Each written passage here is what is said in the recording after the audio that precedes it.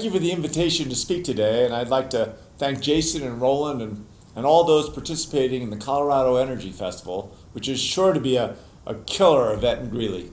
I also want to take a moment to thank all the hardworking men and women of the energy sector for making Colorado one of the best places to live and work in this country. Well, thank you, Mr. Governor. With Colorado positioning itself as a national state leader, how important is it to have a dynamic, robust energy industry? Well, one of the keys to being a modern, successful, dynamic economy is to try and take advantage of the assets you already have. And for many, many decades, Colorado's had a strong energy sector. As that continues to evolve, we've got to evolve with it. And we embrace pretty much all forms of energy, and we try and make sure that everybody's got a seat at the table, and we let the market kind of decide. And everybody's got to be clean, everybody's got to be safe, and then the market decides. Okay. Well, where do you see the future of oil and gas heading in Colorado? Well, I think oil and gas has still a lot of room in Colorado. I think the innovations around it, horizontal drilling and hydraulic fracturing, have allowed us to recapture oil and natural gas more successfully than I could have ever imagined back when I was a geologist 30-some years ago. It really has become a point where North America is going to be a net energy exporter, and that's something I never thought I'd see in my lifetime. And it's oil, it's gas, it's wind, it's solar. We are an all of the above energy state. I agree. Is there a way conventional energy and alternative energies can work more cooperatively to make the U.S. energy industry as a whole more competitive? Well, there are definitely natural synergies when you look at certainly the way wind and solar, that are both intermittent, the way they work so successfully with natural gas, because a turbine run generating electricity from natural gas can cycle on and cycle off very efficiently. So once you get to that, beyond that kind of base load, when you're trying to deal with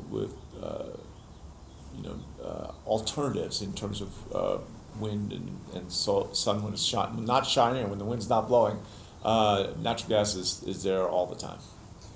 Okay. Well, with the theme of the Colorado Energy Fest being celebrating American energy, what would be your message to Weld County, Greeley, and basically the rest of the state?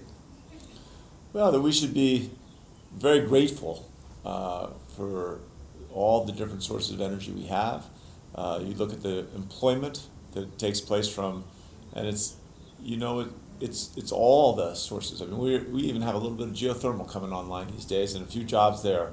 But you look at oil and gas and how many jobs that creates, what it does for our economy. Even clean tech now is also a big job generator. These are big parts of our economy, and we're lucky to have them.